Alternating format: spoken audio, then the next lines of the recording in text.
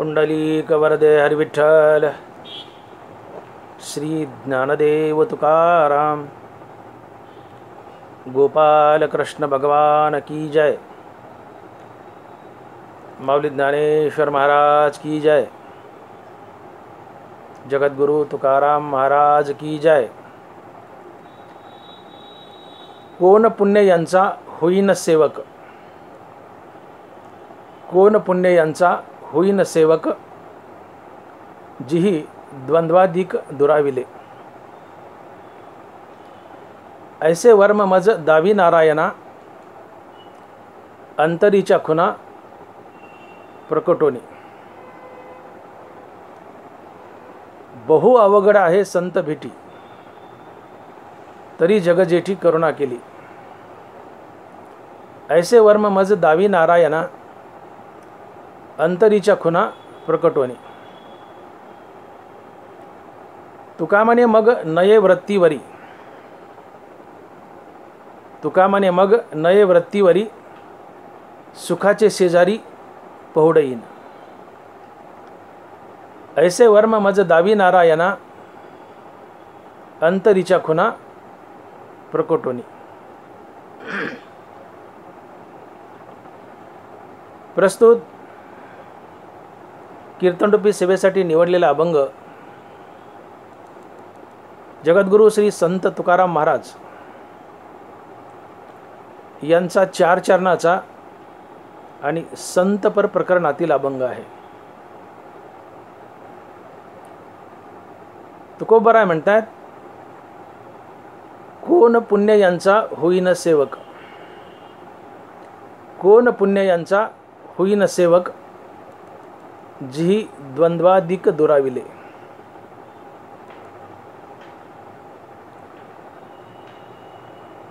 महाराज म्हणतात, हे नारायणा, असं कोणतं पुण्य केलं म्हणजे मी ज्यांनी द्वंद्वाधिक जिंकलेत त्यांचा सेवक होईल। काय म्हणतात महाराज की हे नारायणा, असं कोणतं पुण्य केलं म्हणजे मी ज्यांनी द्वंद्वाधिक जिंकलेत त्यांचा सेवक होईल।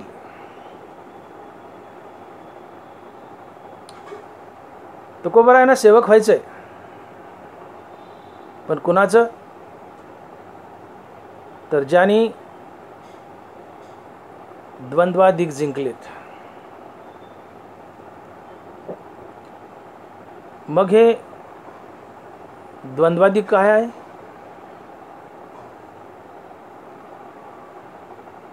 तर द्वंद्व म्हणजे भांडण, लढाई, झगडा, युद्ध, कुस्ती वगैरे वगैरे असे द्वंद्व या शब्दाचे अनेक अर्थ होतात।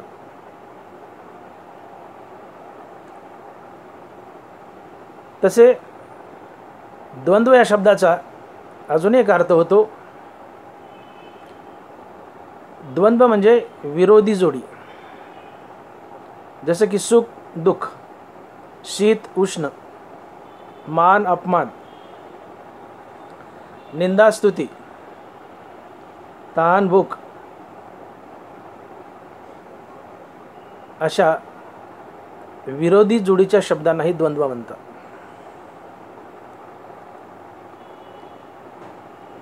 तुकोबराय म्हणतात की ज्यांनी द्वंद्व जिंकले, द्वंद्वाधिक जिंकलेत, द्वंद्व आणि त्याला धरून इतर काही, हे द्वंद्वाधिक जिंकले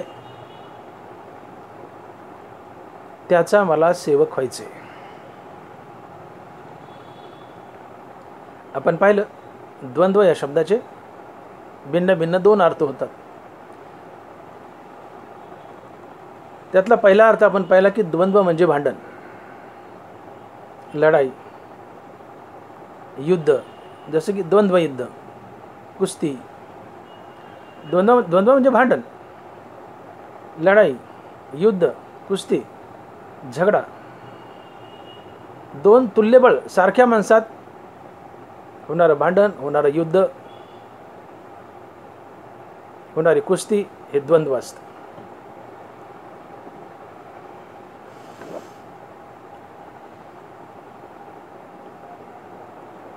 तर असं ज्याचं द्वंद्व गेलंय त्याचं मला सेवक व्हायचं. का बरं? द्वंद्व जाणं यात काय मोठेपणा आहे की ज्याचं द्वंद्व गेलंय तुकोबाराय त्याचा सेवक व्हायचं म्हणतायत. असं द्वंद्व जाण्यात काय मोठेपण आहे?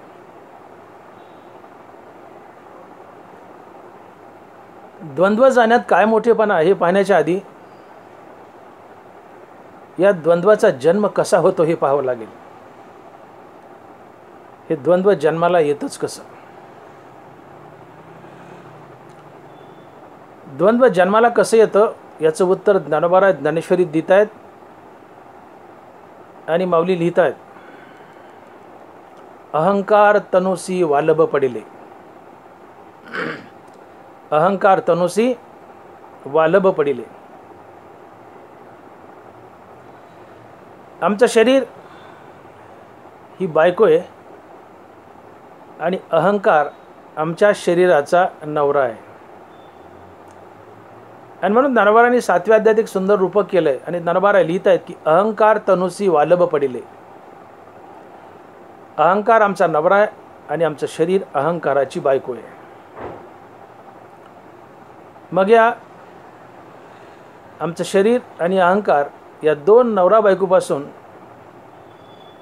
एक इच्छा नावाची मुलगी जन्माला येते. तेथे इच्छा कुमारी झाली, ते तारुण्याच्या भरा आली. मग द्वेषेशी मांडली वराडिक. तर या दोघाच तो जन्माला ते तर द्वंद्व मोह झाला, तो अजयाने वाढविला अहंकारी. ते तर द्वंद्व मोह झाला, तो अजयाने वाढविला अहंकारी. हा शब्द महत्त्वाचा आहे. ते तर द्वंद्व मोह झाला, तो अजयाने वाढविला अहंकारी. द्वंद्व कुठं जन्माला आले? अहंकाराने आमच्या शरीरासोबत लग्न केलंय. अहंकार आमचा नवरा आहे, आमचं शरीर अहंकाराची बायको आहे. अहंकार आमचा नवरा आहे, आमचं शरीर अहंकाराची बायको आहे. आणि या दोन नवरा बायकोपासून इच्छा नावाची मुलगी जन्माला आली. ती तरुण झाली आणि तरुण झाल्यावर तिचं द्वेषासोबत लग्न झालं. इच्छा बायको आहे, द्वेष नवरा आहे. आणि इच्छा आणि द्वेष या दोन नवरा बायकोपासून दोन मुलं जन्माला आली. त्यातला एक द्वंद्व आणि दुसरा मोह.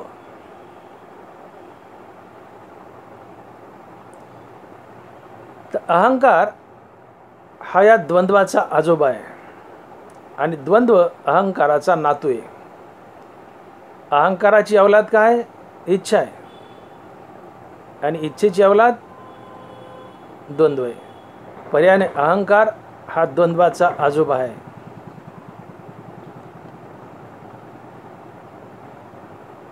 अहंकार द्वंद्वाचा आजोबा आहे आणि द्वेष द्वंद्वाचा बाप आहे. म्हणजे गंमत कशी पहा. अहंकाराच्या पोटी इच्छा आणि इच्छेच्या पोटी द्वंद्व आहे. ज्ञानोबाराय इच्छेची व्याख्या सांगताना लिहित आहेत, जे वृत्तीची आवडी बुद्धी होय वेडी, विषया जया गोडी ते गा इच्छा. नीट ऐका. जे वृत्तीची आवडी बुद्धी होय वेडी, विषया जया गोडी ते गा इच्छा. आणि इच्छिल्या सांगडे इंद्रिय आमिष न जोडे, ते तो जो डाव पडे तेची द्वेष. तुमच्या मनात एखादी इच्छा आली आणि ती इच्छा पूर्ण झाली नाही तर तात्काळ तुमच्या मनात द्वेष निर्माण होतो. आणि इच्छा आणि द्वेष द्वंद्वाला जन्म देतात. तर मी प्रश्न उभा केला होता की द्वंद्व कुठे जन्म घेतो? तर द्वंद्व इच्छा आणि द्वेष यांच्या पोटी जन्म घेतो. अर्थात अहंकाराच्या पोटी इच्छा आहे आणि इच्छा आणि द्वंद्वाच्या पोटी इच्छा आणि द्वेषाच्या पोटी द्वंद्व आहे. अहंकाराच्या पोटी इच्छा आणि इच्छा व द्वेष यांच्या पोटी द्वंद्व आहे. आणि म्हणून मी म्हणालो की अहंकार हा द्वंद्वाचा आजोबा आहे.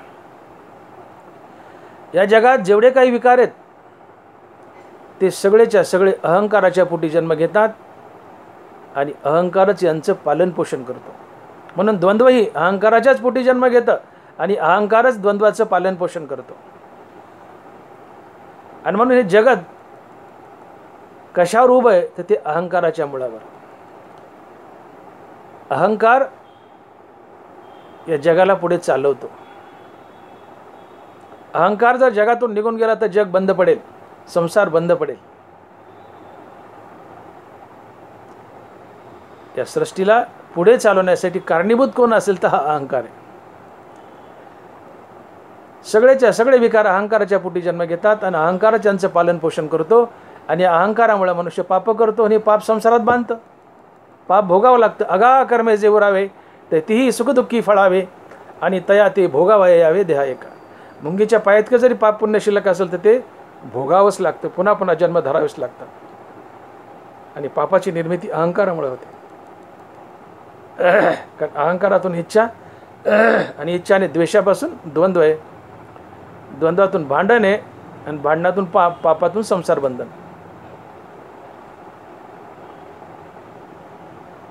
तुम्ही बघा एकूण 5 ज्ञानेंद्रिय आहेत. कान, नाक, डोळा, जीभ आणि त्वचा.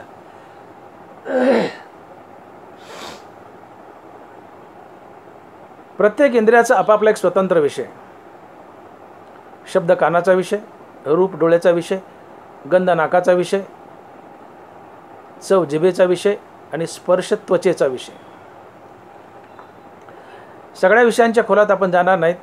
उदाहरण म्हणून कान हा ज्ञानेंद्रिय घेऊ, वेळ जाईल आणि आपण पुढे जाऊ. कान हा ज्ञानेंद्रिय. शब्द हा कानाचा विषय.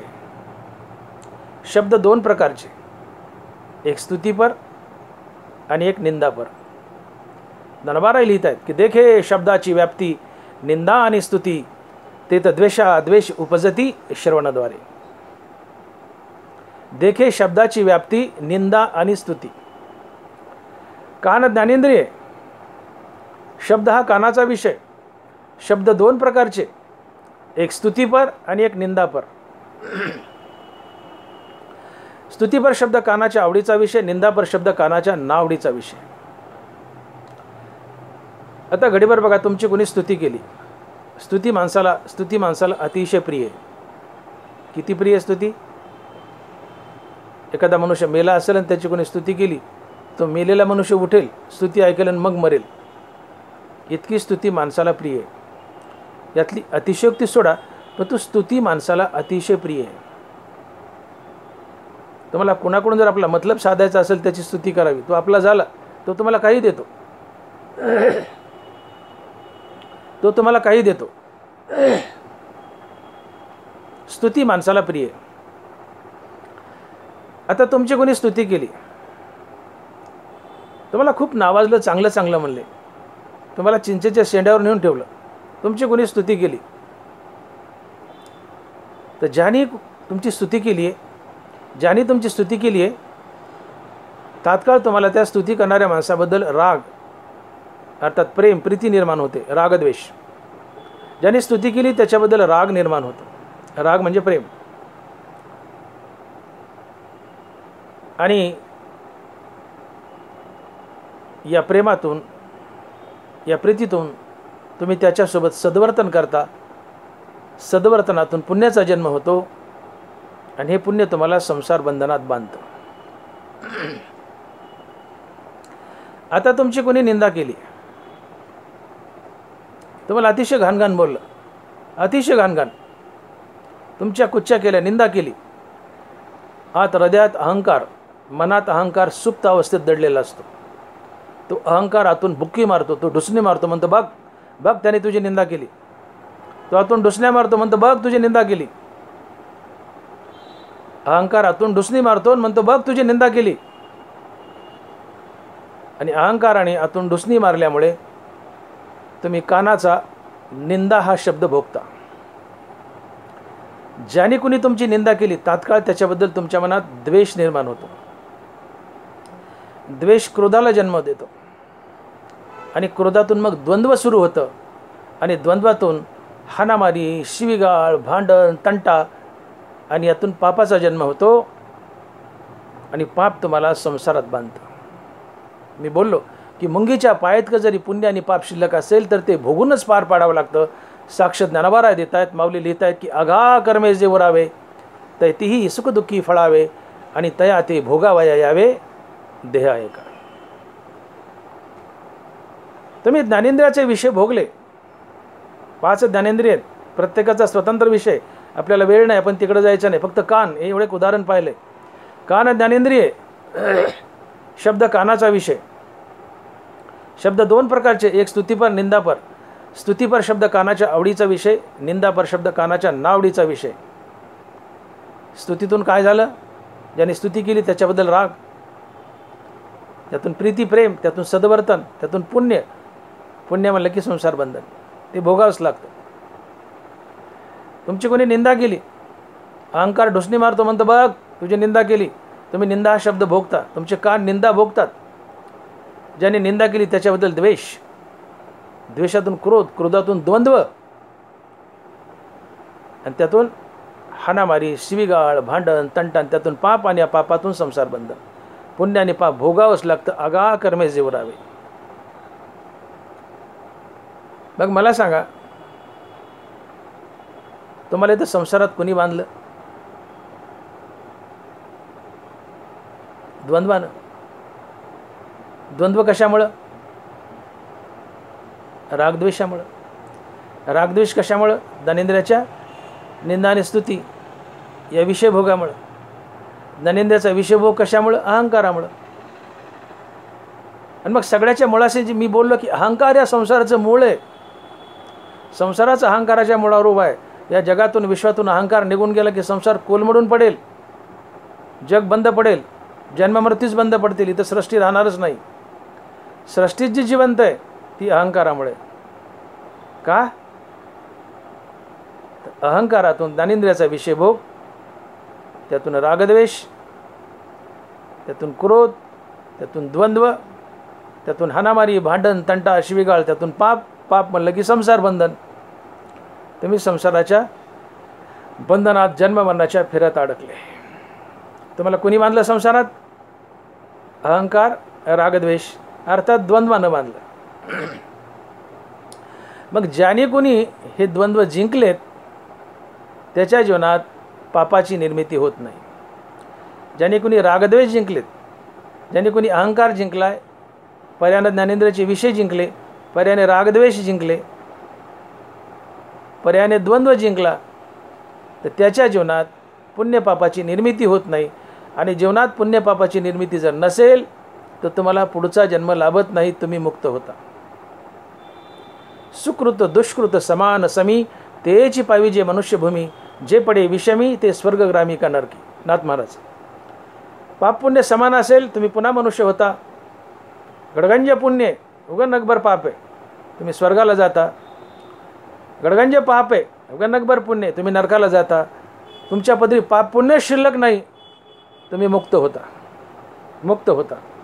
सुकृत दुष्कृत समान समी तेची पावी जे मनुष्यभूमी, जे पडे विषमी ते स्वर्गग्रामी का नरकी. नाथ महाराज. पदरी पाप पुण्याचं नाही आहे, तुम्हाला पुढचा जन्मच नसतो. पुढचा जन्मच त्यामुळं लाभतो की शिल्लक असलेलं पाप पुण्य भोगायसाठी. का तर हे पाप पुण्य संचित आहे. पाप पुण्य शिल्लक आहे म्हणजे संचित शिल्लक आहे, संचित भोगावं लागतं. हे संचित उद्याच्या जन्मात प्रारब्ध होतं. पण पदरी पाप पुण्याचं नाही तर संचितच नाही आहे. हां, आणि म्हणून पुढचा जन्म नाही आहे.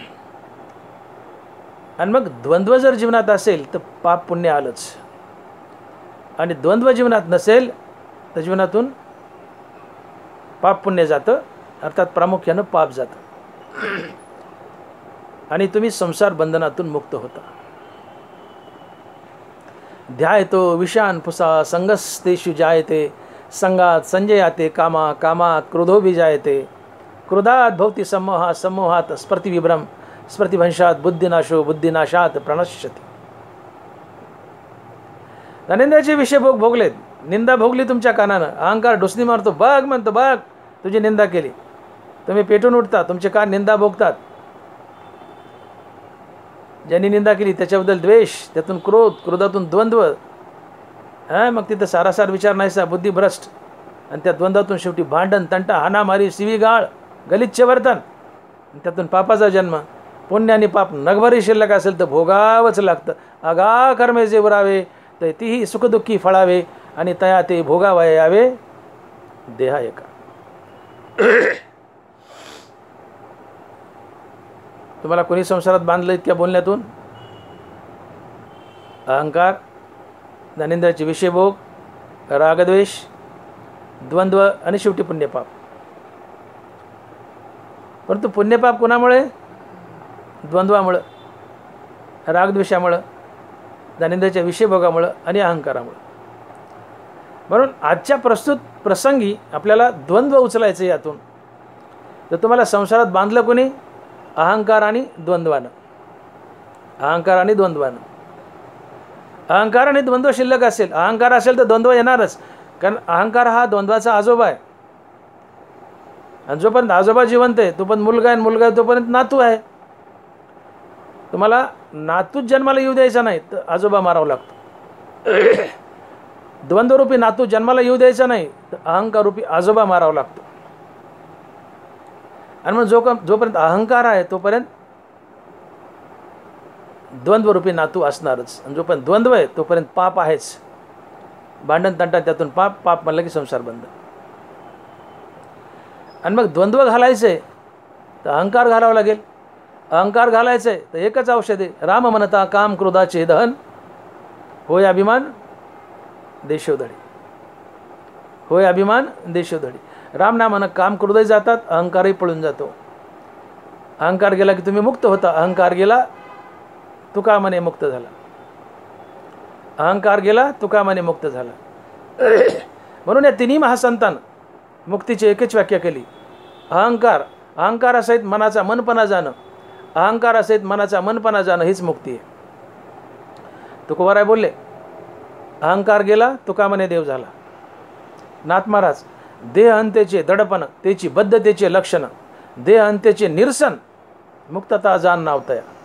देह अंत्येचे निरसन, मुक्तता जाण नावतया. देहांता जाणे, देहांतेचं निरसन होणे म्हणजे देहांता जाणे हीच मुक्ती आहे. देहांतेचे निरसन, मुक्तता जाण नावतया. नाथ महाराज बरोबर आहे. तसे मन पण मुद्दल जाय, मग अहंभावाधिक क्या आहे, म्हणून शरीराची ब्रह्म होय अनुभवितो. मनच मुद्दल गेले तर मनात वास करणारा अहंकारही जातो. गरोदर बाई मेली तर आतला गर्भ आपाप मरतो, त्याला वेगळं मारायची गरज नाही. रामनामानं मनच मेले, रामकृष्ण नामे उन्मनी साधली. रामकृष्ण नामे उन्मनी साधली, तयासी लादली सकळ सिद्धी. रामकृष्ण नामानं मनच मेले, मन मेलं तर मनात वास करणार अहंकार आपाप मरतो, त्याला वेगळं मारायचं नाही. आणि म्हणून मन पण मुद्दलच आहे, मग अहंभावाधिक की आहे, म्हणून शरीराची ब्रह्म होय अनुभवितो. रामनामानं ज्यांनी मन मारले, मनाचं उन्मन केलं, त्याचा अहंकार आपाप मरतो. ज्याचं मन मेलं आहे, अहंकार मेला आहे, त्याचं शरीरच ब्रह्मभूत बनतं. शरीर ब्रह्मस्वरूप बनतं, ब्रह्मी भूत बनतं. शरीराची ब्रह्म होय अनुभवितो, तो मुक्त होतो. पण अहंकारासहित मनाचा मनपणा नाहीसा होणं हीच मुक्ती आहे. अहंकार रामनामाने मरतो. मग अहंकार मेला की द्वंद्व जातं. द्वंद्व गेले की जीवनातील पाप पुण्य, प्रामुख्याने पाप जातं. जीवनात पाप पुण्य नाही, पुढचा जन्म नाही, संसार बंधन टळतं, तुम्ही मुक्त होता. आणि म्हणून ज्याचं द्वंद्व गेले किंवा द्वंद्वाधिक गेलेत तो मुक्त असतो आणि तो संत असतो. तो संत असतो. आणि म्हणून तुकोबाराय नारायणाकडं प्रार्थना करतात की हे नारायणा, की असं कोणतं पुण्य केलं, असं कोणतं पुण्य केलं म्हणजे मी ज्यांनी द्वंद्वाधिक जिंकलेत त्यांचा सेवक होईल. हे नारायणा, असं कोणतं पुण्य केलं म्हणजे मी ज्यांनी द्वंद्वाधिक जिंकलेत त्यांचा सेवक होईल. आता ज्यांनी द्वंद्वाधिक जिंकलेत ते संत असतात, आपण पाहिलं आता. द्वंद्व आणि द्वंद्वाधिक. द्वंद्व द्वंद्व म्हणजे भांडण, लढाई, झगडा, एक प्रकारचं युद्ध. तर हे द्वंद्व आपण पाहिलं अहंकारातून आणि ज्ञानेंद्रियाच्या विषय भोगातून निर्माण होतं. द्वंद्व गेलं तुम्ही मुक्त होता. प्रामुख्याने अहंकार गेलं की द्वंद्व जातं. अहंकार आणि द्वंद्व गेले की तुम्ही मुक्त होता. का तिथून पुढे पापाची आणि पुण्याची निर्मिती थांबते. पाप पुण्याची निर्मिती थांबली तो मुक्त असतो, तो संत असतो. म्हणून हे नारायणा, ज्यांची द्वंद्वाधिक गेली आहेत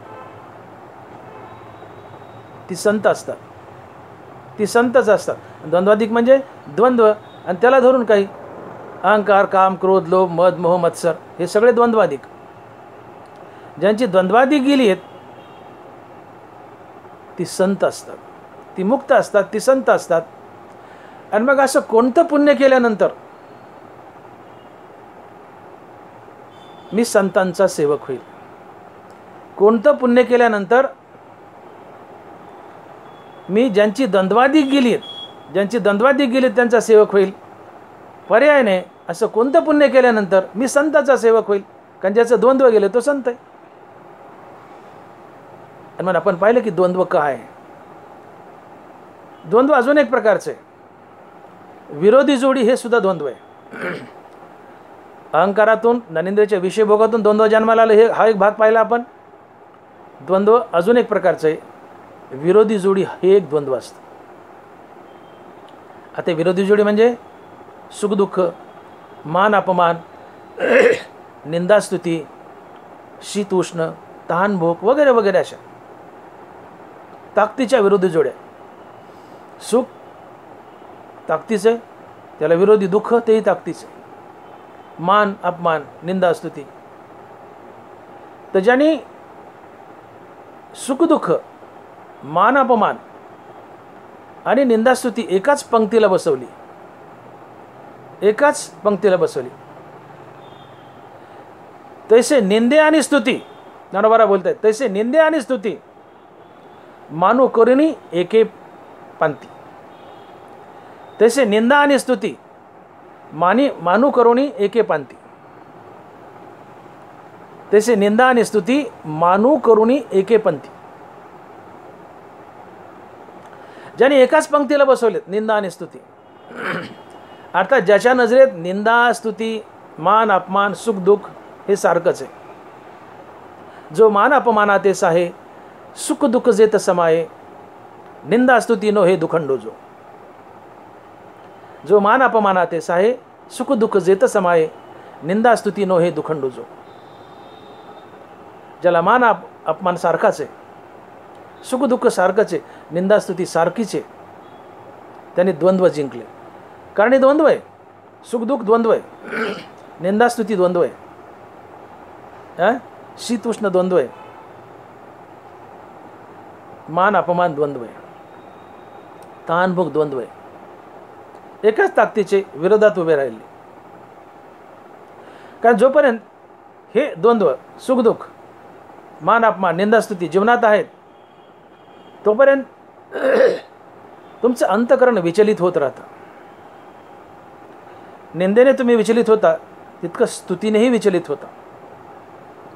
तुम्हाला वाटतं का की निंदा केल्यास तुम्ही विचलित होता, तुम्हाला राग येतो, क्रोध येतो, आणि स्तुतीने नाही? अहो, निंदेपेक्षा स्तुतीने मनुष्य जास्त विचलित होतो. एक वेळेस मनुष्य लवकर निंदा पचवेल, पण स्तुती पचवणं फार अवघड आहे. स्तुती हे एक प्रकारचं जहर आहे. स्तुती मारते माणसाला, पुन्हा पुन्हा जन्ममरणाच्या फेऱ्यात बांधते. निंदेपेक्षा स्तुती जास्त डेंजरस आहे. दुःखापेक्षा सुख जास्त डेंजरस आहे. अपमानापेक्षा मान जास्त डेंजरस आहे. मनुष्य एक वेळेस अपमान सहज पचवेल, पण मान पचवता येत नाही. जितकी स्तुती, जितका मान जीवनात येईल, तितका तुमचा अहंकार पुष्ट होतो, आणि अहंकार तुम्हाला पुन्हा पुन्हा पुन्हा पुन्हा जन्ममरणाच्या फेऱ्यात बांधतो. तुमची वृत्ती, तुमची मानसिकता, तुमचं मन अस्थिर करतो, विचलित करतो. आणि मग साधू म्हटलं की तिथं मनाची एक अविचल अवस्था असते.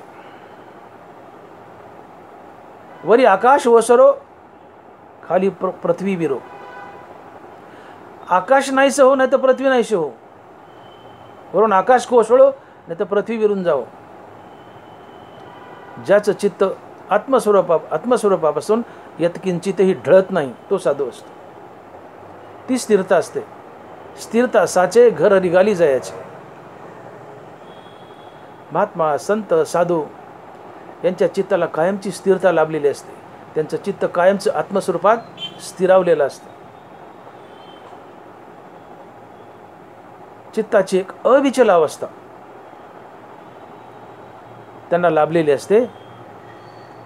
आणि ज्यांनी हे मान अपमान, निंदास्तुती, सुखदुःख जिंकलेत,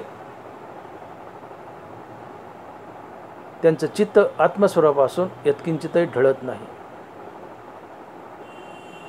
आत्मसुखाची बैठक मोडत नाही. आणि ज्याची आत्मसुखाची बैठक मोडते, ज्याचं चित्त आत्मसुखापासून ढळतं, तो साधूच नसतो. आणि म्हणून जोपर्यंत तुमच्या जीवनामध्ये सुखदुःख सुखी संतोषाने यावे, दुःखी विषादा न भजावे, लाभालाभ न धरावे म्हणा माझे. जीवनात सुख आलं की तुम्ही उड्या मारायला लागता, दुःख आलं की खचून जाता. स्तुती केली आनंदी होता, निंदा केली खचून जाता. थेंबे निविरे वाऱ्याने सुखे चिखलू जायचं, ज्ञानोबा राय बोलले. तुमच्या जीवनात स्तुती आली, मान आला, तुम्ही आनंदाने उड्या मारू लागता. निंदा आली, अपमान आला, खचून जाता. ही वृत्तीची, चित्ताची अस्थिरता आहे. आणि तो साधू नसतो. जीवनात स्तुती येऊ, निंदा येऊ, मान येऊ, अपमान येऊ, सुख येऊ, दुःख येऊ, ज्याची बैठक आत्मस्वरूपापासून यत्किंचित ढळत नाही, तो साधू असतो. आणि ज्यांनी हे मान अपमान, निंदा स्तुती, सुख दुःख, शीत उष्ण, ताण भूक हे सगळे जिंकलेत, सगळे केलेत, सगळे जिंकलेत, तसे निंदे आणि स्तुती, मी बोललो निंदे आणि स्तुती मानू करीनुई एके पांती. निंदे आणि स्तुती मानू करुणी एके पंक्ती. निंदा स्तुती मान अपमान सुख दुःख एका पंक्तीला बसवतो. अर्थात स्तुती केल्यानं तो आनंदी होत नाही, निंदा केल्यानं दुःखी होत नाही. मानानं तो आनंदी होत नाही, अपमानानं दुःखी होत नाही. सुखानं हर्षित होत नाही, दुःखानं खचून जात नाही. तो साधू असतो आणि त्याची बैठक आत्मस्वरूपापासून कधीही ढळत नाही. आणि म्हणून ही जी द्वंद्व आहेत, विरोधी जोड्या, मान अपमान निंदा स्तुती सुख दुःख शीत उष्ण, असं द्वंद्वही ज्यांनी जिंकले आणि जे द्वंद्व अहंकारातून उभा राहत आहेत, ज्ञानेंद्रियाच्या विषयभोगातून, ते द्वंद्वही ज्यांनी जिंकले, तो संत असतो. तो संत असतो. आणि म्हणून तुकोबाराने इथं शब्दप्रयोग जो केला की जी ही द्वंद्वाधिक दुराविले, ज्यांनी ही दोन्ही प्रकारचे द्वंद्व दुरावलेत अर्थात जिंकलेत, तो साधू असतो. आणि मग तुकोबारा अशा संताची, अशा साधूची सेवा करू इच्छित आहेत. तुकोबारा ज्यांनी द्वंद्वाधिक जिंकलेत, तो संत असतो. अशा संताची सेवा करण्याची अर्थात त्यांचा सेवक बनण्याची इच्छा केलेली आहे. आणि म्हणून ज्यांनी द्वंद्वाधिक जिंकलेत अर्थात जो संत आहे, मग तो कोणत्या पुण्याने मी त्या संतांचा सेवक होईल, हे अभंगाच्या पहिल्या चरणात. आणि महाराज लिहित आहेत की कोण पुण्य त्यांचा होईल सेवक, कोण पुण्य यांचा होईल सेवक, जी द्वंद्वाधिक दुराविले. हे नारायणा, हे पांडुरंगा,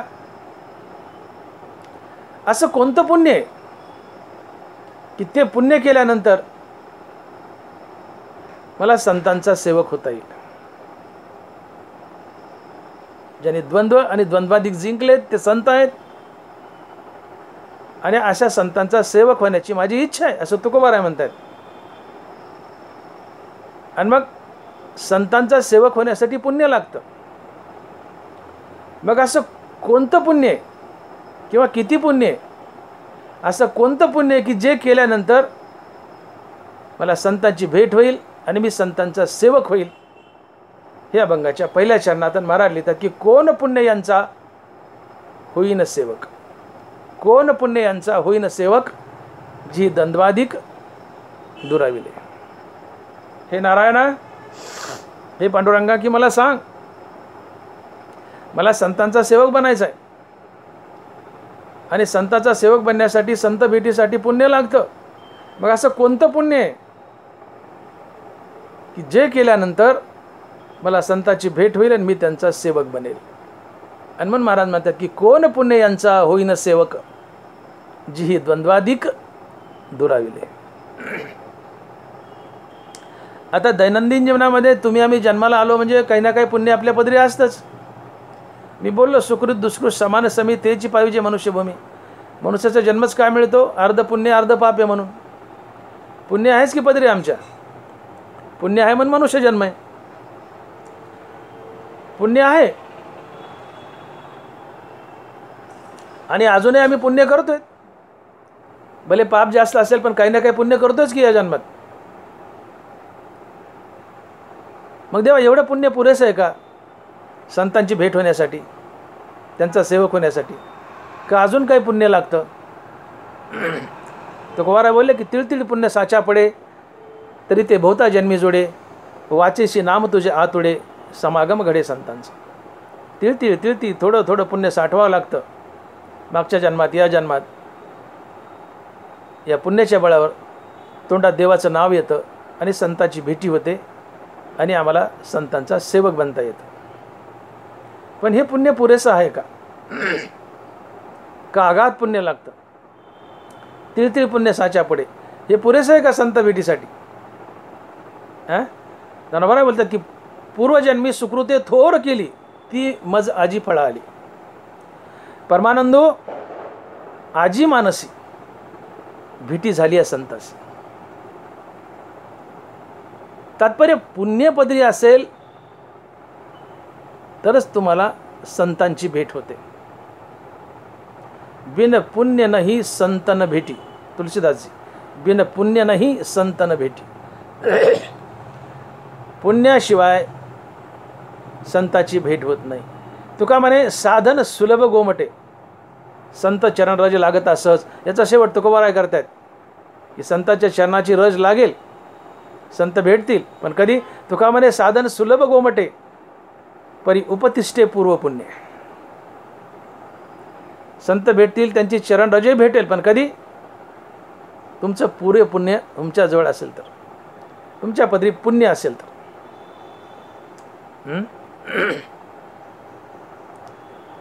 पुण्य फळले बहुता दिवसा, पुण्य फळले बहुता दिवसा, भाग्य उदयाचा ठसा, झालो सन्मुख तो कैसा, संत चरण पावलो. पुण्य फळले बहुता दिवसा. तात्पर्य ठिकठिकाणी प्रत्येक संतांना हेच वर्णन केलंय की पदरी पुण्य असल्याशिवाय संतांची भेट होत नाही. संतांची भेट होण्यासाठी पदरी पुण्यावे असावं लागतं.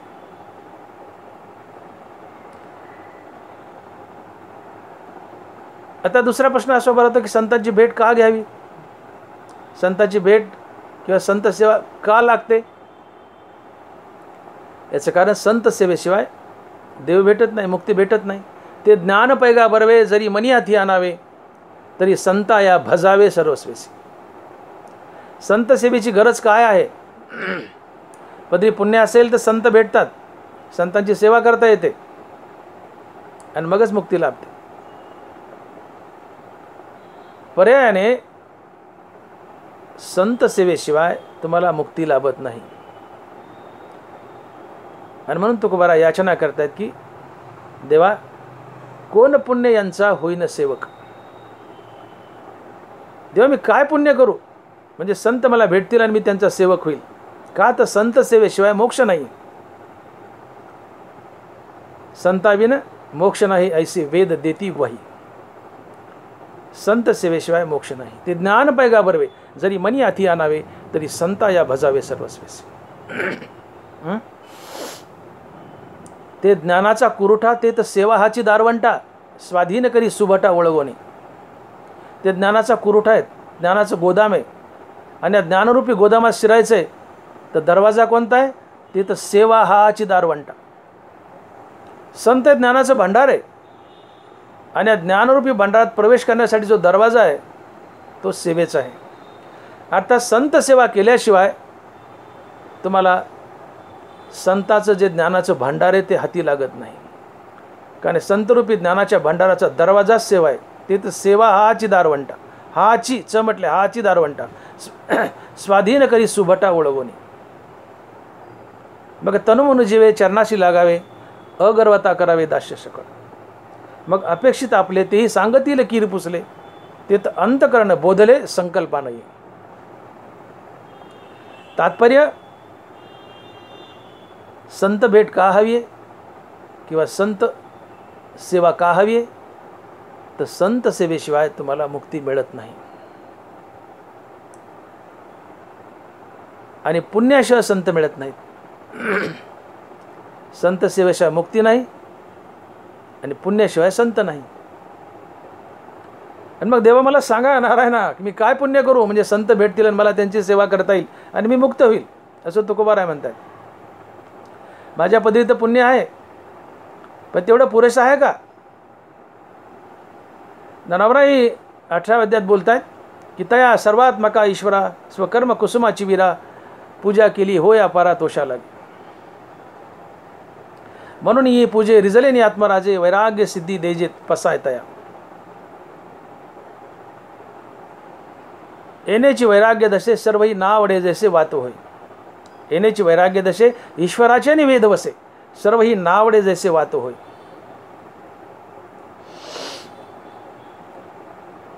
तुम्ही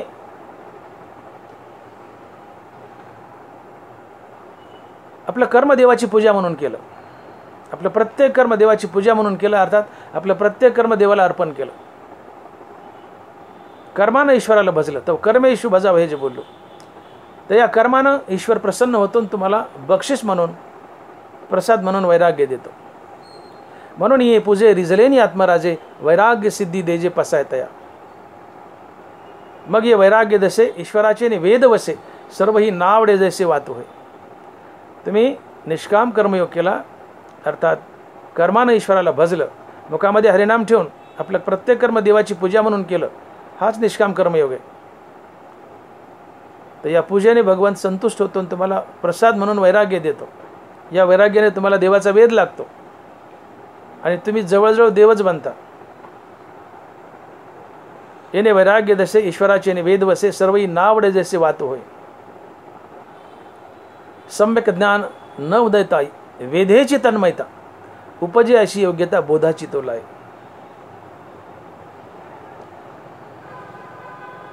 मग अशी अवस्था जीवनात आली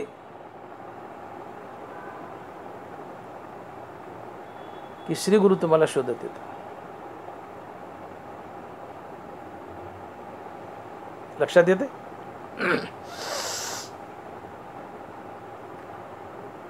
तुकोबाराय देवाला म्हणतायत की देवा मला संतांचा सेवक व्हायचे, संतांची सेवा करायची, पण पदरी पुण्य असल्याशिवाय संत भेटत नाहीत. मग मी किती पुण्य करू मग मला संत भेटतील आणि मी संतांचा सेवक बनेल. देवा मला काही गणित कळत नाही, मला गणित कळत नाही देवा, की पुण्य पदरी असेल तरच संत भेटतात, पण किती पुण्य असल्यावर संत भेटतात हे गणित कळत नाही. कोणतं पुण्य आणि किती पुण्य असल्यावर संत भेटतात हे गणित मला कळत नाही. संत भेटीसाठी पुण्य किलोत लागतं, क्विंटलात लागतं का टनात लागतं देवा हे मला कळत नाही. संत भेटीसाठी किती पुण्य लागतं देवा हे मला कळत नाही. मग नारायणा याचं मला वर्म सांग, परंतु ते वर्म असं सांग की माझ्या अंतकरणात काही खुणा प्रकट होतील. तुकोबारा काय विनंती करतायत की देवा किती पुण्य केलं संत भेटेल, मला काही अंदाजही नाही. मग देवा तूच याचं वर्म सांग. नारायणा, कोणतं पुण्य केलं म्हणजे मी संताचा सेवक होईल याचं मला वर्म सांग. परंतु ते वर्म कसं सांग, तर माझ्या अंतकरणात काही खुणा प्रकट होतील असं करून सांग. ह्या अभंगाच्या दुसऱ्या चरणात आणि महाराज लिहित आहेत की ऐसे वर्म मज दावी नारायणा, ऐसे वर्म मज दावी नारायणा अंतरीच्या खुणा प्रकट होणे. ऐसे वर्म मज दावी नारायणा अंतरीच्या खुणा प्रकट होणे. तुकोबाराय बोलतायत मला संतांची भेट हवी आहे, त्यांचा सेवक व्हायचं आहे, माझ्या पदरी पुण्य आहे, मागचं आहे, आताही मी पुण्य करतोय, पण जेवढं पुण्य आहे तेवढं पुण्य पुरेसं आहे का संतांची भेट व्हायला, त्यांचा सेवक बनायला, याचा मला अंदाज येत नाही. मग नेमकं देवा पुण्य लागतं किती हे कळत नाही. पुण्य किती लागतं आणि कोणतं लागतं हे मला कळत नाही. हनुमान महाराज म्हणतात की कोणतं पुण्य केलं म्हणजे मी संतांचा सेवक होईल याचं नारायणा मला वर्म सांग. परंतु ते वर्म कसं सांग, तर माझ्या अंतकरणात काही खुणा प्रकट करून सांग, म्हणजे मला अंदाज येईल की इतकं इतकं पुण्य तुमच्या पदरी असेल तर संत भेटतात. अर्थात इथं तुकोबाराय म्हणतात की तुम्ही कितीही पुण्य केलं किंवा किती पुण्य करावं याचा अंदाज संत भेटीसाठी बांधता येत नाही. टनात करावं का त्यापेक्षा अधिक करावं, क्विंटलात, टनात, कशात करावं